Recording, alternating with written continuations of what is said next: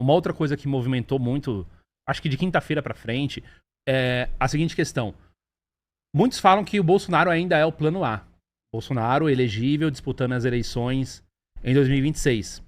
E que aí o segundo nome aí seria o Eduardo Bolsonaro, né? Seria ele. E aí eu ia te perguntar sobre essa questão. Continua sendo o Bolsonaro o plano A? E caso não o Eduardo, vem sendo aí vinculado como segundo nome? Essa é uma pergunta importante, porque, veja, o fato de nós não podermos ter um candidato à presidência, que é o homem mais popular, político mais popular do Brasil, ou o segundo maior, se você for petista, você vai achar que é o segundo maior, porque você vai achar que o Lula é o maior. Eu, particularmente, acho que as pesquisas mostram consistentemente o Bolsonaro como o político mais popular do Brasil. Eu também acho. O fato dele não poder participar de uma campanha presidencial já mostra que nós vivemos debaixo de um regime. Tá? E eu falo isso com muita tranquilidade, porque eu fui uma pessoa contra a lei do ficha limpa lá atrás. A lei do ficha limpa é uma dessas burrices brasileiras. O brasileiro adora achar que vai reinventar, vai refazer o trabalho do Alexander Hamilton e do James Madison. Entendeu? O cara vai falar, vou refundar Montesquieu, vou refundar a ideia de uma república, vou criar um negócio diferente aqui que nunca foi feito em lugar nenhum, mas vou fazer aqui e vai dar certo. O brasileiro adora isso. Então, foi lei do ficha limpa, foi a ideia brilhante de alguns de que você, em vez de deixar a população decidir quem serão os candidatos, você vai transferir essa prerrogativa para um grupo de meia dúzia de burocratas governamentais.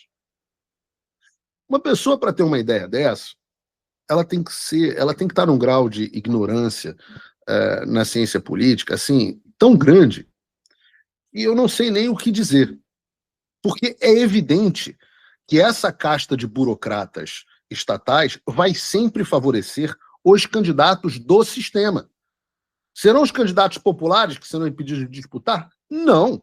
Serão os candidatos antissistema que vão ser impedidos de disputar. Sempre.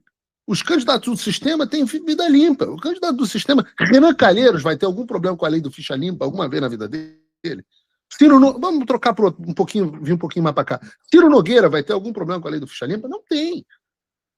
Então você está transmitindo e transferindo o poder do povo para uma casta de burocratas. Por trás disso existe uma mentalidade, que é a mentalidade de que o povo é burro e que, no final das contas, quem entende das coisas, quem tem que ser o guardião do povo, é uma casta iluminada de burocratas que passaram no concurso público. Então, lei do ficha limpa é a transferência do poder do demos, ou seja, é a transferência do kratos, do demos, para o júris. Então, você sai da democracia para a juristocracia. Então, né, o kratos é o poder, o demos é o povo, certo.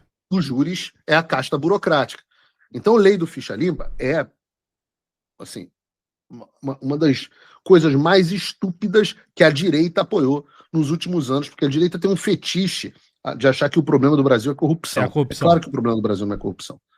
Bom, posto isso, quando o Lula ficou impedido de disputar as eleições, eu também falei, olha, isso é um problema, porque a nação precisa se pacificar nas urnas. Então, o sujeito está lá, condenado, etc., etc., dispute as eleições. Se a população quiser votar no cara, votou, pô. Eu não preciso de Sérgio Moro, sei lá, os juízes do TRF, sei lá qual era o TRF 4, lá de 4, Curitiba. De Curitiba, o juiz do TRF 4, os ministros do STJ, não estão cagando para esses caras, a opinião desses caras. A opinião que tem que valer é a opinião do povo. Da mesma forma para o caso do Bolsonaro. Bom, isso é um capítulo da sua resposta para dizer que nós temos um problema quando a população não pode escolher sequer em quem pode votar. Nós já temos um problema no Brasil, que são os partidos políticos, os caciques dos partidos políticos, que decidem quem podem ser os candidatos.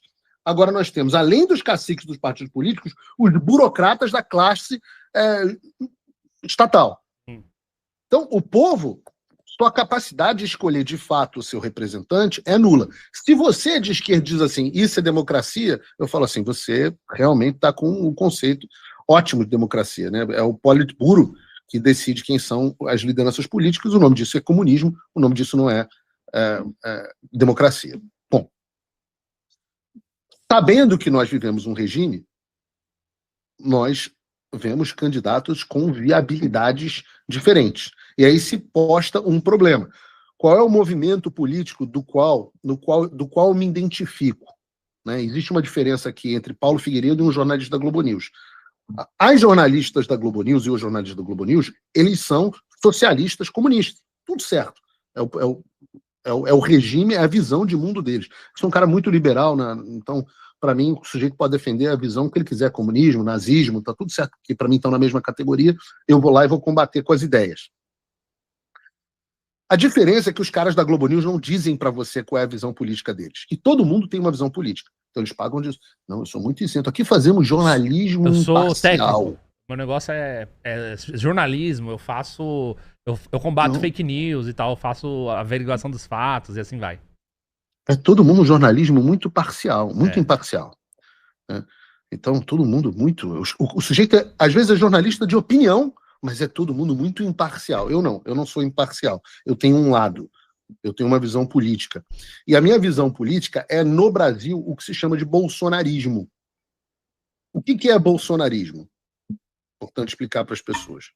Bolsonarismo é a versão brasileira de um movimento internacional, de uma onda política internacional chamada de nacional-populismo. O que é esse movimento nacional populista?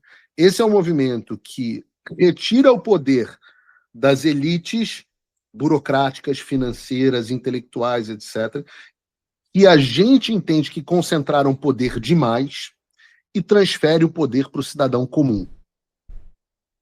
Por quê? Por que eu acredito nisso? Para este momento de mundo. Porque eu acho que desde os anos 2000 existe uma concentração exagerada de poder, e o poder aqui é financeiro, é burocrático, é político, né? Então você tem os caras da Faria Lima decidindo o que o país inteiro vai fazer. Você tem uma classe política, sentam numa mesa Paulinho da Força, que não teve nenhum voto, o cara que é suplente para deputado, com Michel Temer, que é um cara que não disputa uma eleição onde ele é o candidato desde 2006, onde ele também teve uma votação pífia, e Aécio Neves, que é um ex-candidato à presidência que hoje mal consegue se eleger para deputado. Aí os três sentam numa sala em São Paulo, bonita, com um tapete persa e um sofá importado, e falam assim: nós fizemos um acordo e decidimos que vamos aprovar o projeto da dosimetria. Eu falo, nós quem, porra? Nós quem? Quem são vocês? Quem autorizou vocês a fecharem um acordo em meu nome? Porra nenhuma. Vai pro espaço você. Aí a Rede Globo vai lá e fala, não, o acordo tá fechado. Eu falo, mas quem deu mandato à Rede Globo? Que tem hoje cada vez uma audiência mais pífia e junta os caras da Faria Lima, os industriais, falando, tá bom esse acordo pra gente. Eu falo, mas peraí, e pro povo? Tá bom esse acordo? Alguém vai ouvir as pessoas? Não, ninguém vai ouvir as pessoas, não. Mas isso é porra nenhuma de democracia, isso. Então o Bolsonaro e nem sempre ele consegue, e eu sou bastante crítico, nem sempre ele consegue representar essa visão, ele é o representante do nacional populismo. Populismo no sentido de que você devolve o poder ao povo, e nacional porque você acredita na ideia de que Estado-nação. O que é a ideia de Estado-nação? A ideia de que nós, no Brasil, devemos definir as nossas próprias ideias. Mas, Paulo, você está fazendo pressão internacional. Não tem problema nenhuma pressão internacional. Pressão internacional sempre vai existir de vários lados. O que não pode acontecer é uma agência da Unesco determinar o que o seu filho vai aprender dentro da sala de aula.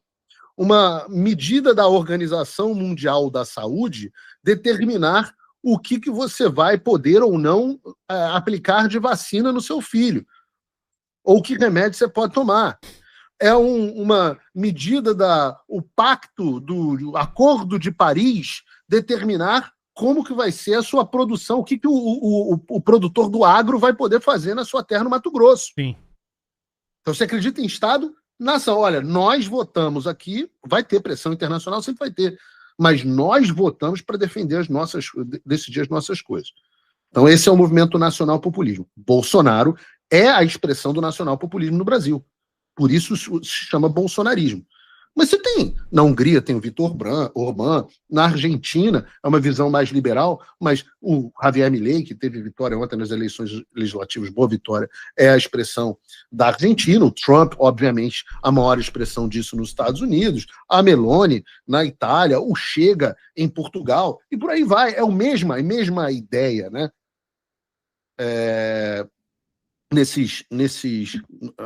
Em todos os lugares você tem esse movimento nacional populista. Bom, o que acontece? No Brasil, naturalmente, como o nacional populismo é um movimento antissistema, o sistema não quer que haja um candidato nacional populista, ou seja, bolsonarista. Qual foi o acordo que o sistema fez? Ele falou, olha, o Lula está muito mal, o Lula é um imbecil, ele é corrupto, ele é ineficiente, está uma porcaria, o Brasil não anda para frente. Nós precisamos de um candidato que seja palatável para a direita. E daí, essas mesmas pessoas, esses mesmos Ciro Nogueiras e Rede Globos e etc., e Faria Limers, esses caras sentam numa mesa e falam assim, não, o candidato é o Tarcísio Gomes de Freitas. Tá tudo certo. Eu, particularmente, acho que o próprio Tarcísio Gomes de Freitas não se colocou como candidato. E eu posso ser considerado aqui uma pessoa muito inocente por conta disso. Mas o sistema se reuniu e falou, Tarcísio vai ser você. Alexandre de Moraes, você aceita Tarcísio? Não, Tarcísio pode ser, é palatável. Essa é uma direita permitida. E o sistema vai lá e se une para lançar essa candidatura. Olha, então vamos fazer o seguinte, está combinado, a gente bota o Bolsonaro na prisão, joga o Bolsonaro para o canto e lança o Tarcísio, que vai atender a direita, o sistema vai aceitar e a gente tira esses caras da esquerda. E eu virei e falei assim, mas peraí, quem fez esse acordo? Não vai ter um candidato de direita? Não vai ter um candidato nacional populista? Não vai ter um candidato que compartilha as ideias? Você não enxerga o Tarcísio como sendo esse cara? O Tarcísio não é esse cara. E veja, eu reputo ao Tarcísio muitas qualidades. Ele é um bom governador. Eu me dou bem com o governador Tarcísio. Acho ele um bom governador. Não vejo nele um traíra, canalha, que as pessoas, muita gente enxerga. Eu não vejo. Eu posso estar sendo inocente aqui, tá? Eu vejo no governador Tarcísio uma pessoa fiel, inclusive ao presidente Bolsonaro, etc, etc. Mas ele não é um candidato nacional populista. Tarcísio é um cara que faz negócio com a China da mesma forma que faz negócio com os Estados Unidos. Da mesma forma que faz negócio com a elite globalista. Tarcísio é um cara que acha que o Alexandre de Moraes... Tarcísio é um cara que nunca enfrentou o Alexandre de Moraes, porque ele diz, o Alexandre de Moraes, a gente não enfrenta, a gente se une a ele. Então, é atribuída a ele essa frase. Eu nunca vi ele negar. Então, assim, não pode ser esse o candidato. Não pode ser. O fato de que o sistema quer esse cara como candidato já mostra que esse cara não é o candidato antissistema. E volto a dizer, é claro que isso tem graus, né? Uma candidatura do Tarcísio é menos pró-sistema do que uma candidatura, do que foi uma candidatura da chapa Lula-Alckmin. E por isso que o Alckmin foi integrar a chapa do Lula. É menos. Mas está muito longe do que a gente precisa. E quem é o nome hoje que se coloca como candidato antissistema? É o nome do deputado Eduardo Bolsonaro, que virou e falou o seguinte, negativo, eu não vou participar dessa farsa. Se meu pai não for candidato, eu vou ser. E tem gente que interpreta como se fosse o Eduardo tentando numa luta desesperada pelo poder. Cara, o Eduardo é uma das pessoas menos apegadas ao poder que eu conheço. Se houver outra candidatura antissistema que seja mais factível do que a dele, eu vejo o Eduardo se associando a essa candidatura. Eu não vejo nenhuma dificuldade do Eduardo não ser candidato e ser o Flávio com apoio integral do Eduardo.